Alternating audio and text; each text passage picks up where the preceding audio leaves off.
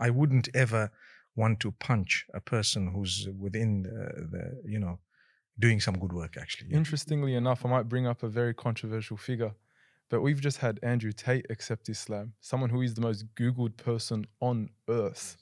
And it's very interesting that Allah subhanahu wa ta'ala would use such a person to accept Islam, someone who has a very strong influence on disadvantaged young men, young males, who speaks to them, he calls them young kings, and has a very profound impact on them. It's very interesting that Allah would use someone like him, and we ask Allah to protect him and to actually make this conversion sincere. What are your thoughts on that?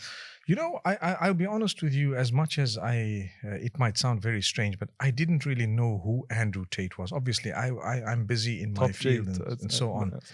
But then when the hype came, I obviously found out, and I checked him out, and I was very happy at the Shahada. Obviously, who wouldn't be? I mean, we're Muslimin and we're all excited, and we wish for everyone to be Muslim.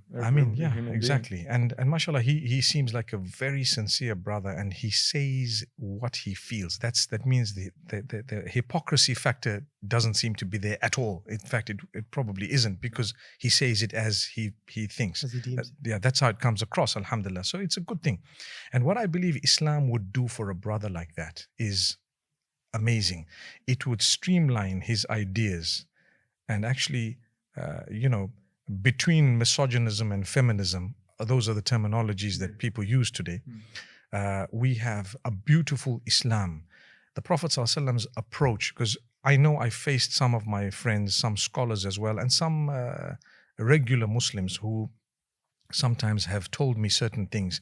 No, Sheikh, you're too soft, and no, Sheikh, you're this and that. And I tell you, it's not that.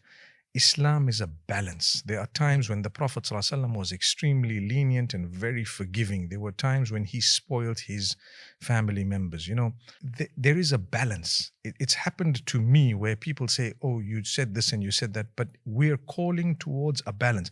A man needs to know, and a woman, when to be lenient, when to be a little bit harder, when to be a bit harsh, when to forgive, when to hold things, and so on.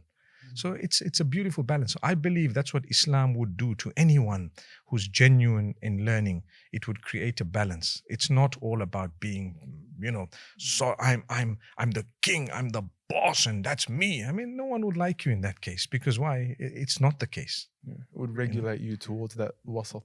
You need the middle path. You are a king, but if only you have a queen. There goes.